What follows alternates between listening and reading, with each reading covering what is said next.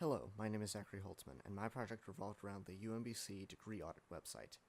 This website is part of the PeopleSoft family of websites and is used primarily as a visual tool to help users, students in this case, gauge their academic progress.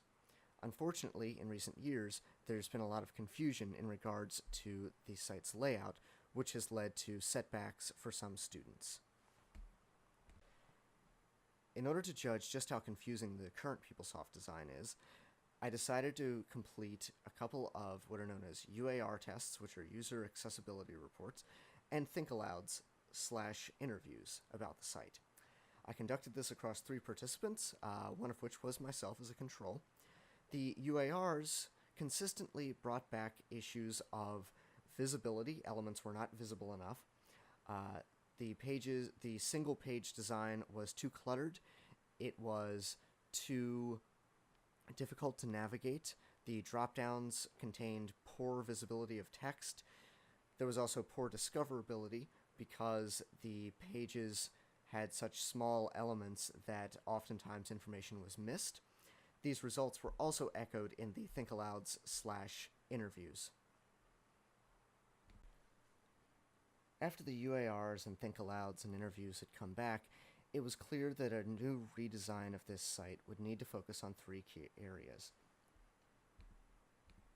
It would need to focus on better visibility, better segmenting of information, and better highlighting of the information that was there. This would normally mean better graphics, less text, and any text that did exist would need to be larger.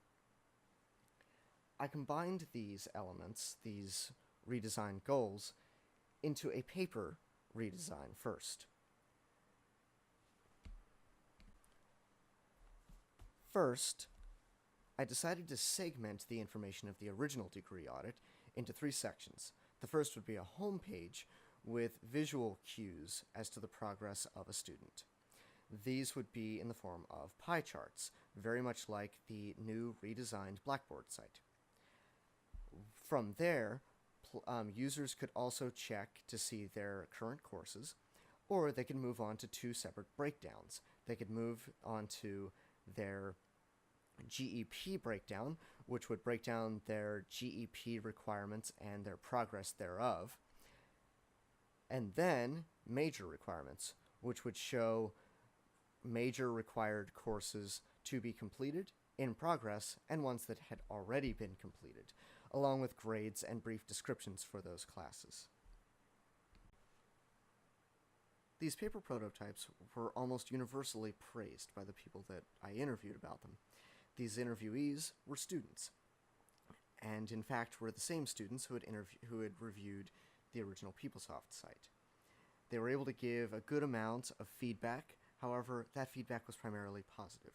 So, onto the interactive redesign I went.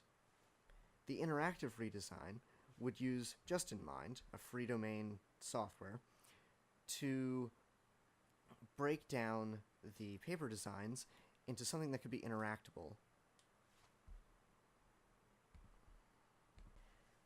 To test these new interactive versions of the prototypes, I gathered 2 further participants, one of which was a high school student who had reviewed the original PeopleSoft site, and the other one was a relative who had been out of college for a very long time and did not have much experience with college-based computer systems.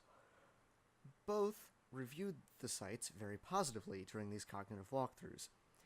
However, they did note that feedback on these prototypes was lacking.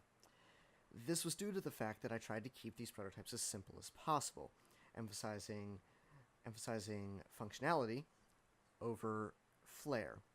However, this flair seemed to have been a required element for these people, and many noted that such feedback would give users an experience of actually impacting the website itself.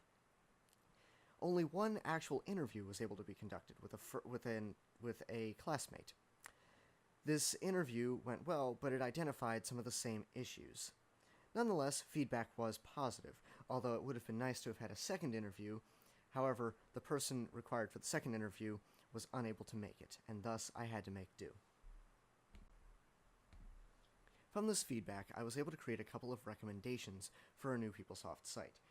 Although both my low-fidelity and high-fidelity prototypes had been reviewed very positively, one of the biggest pieces of criticism was that my site did not have the required feedback that the original PeopleSoft site did. Adding this feedback would give users the ability to feel as though they were actually impacting the elements on the site and further their own degree. Regardless, the majority of feedback was positive, and thus a new website would need to not only have a more ergonomic design, but also a more visible design, with elements that were easy to discover, easy to understand, and easy to understand, moreover, for not only students, but also for advising staff who are also strapped for time.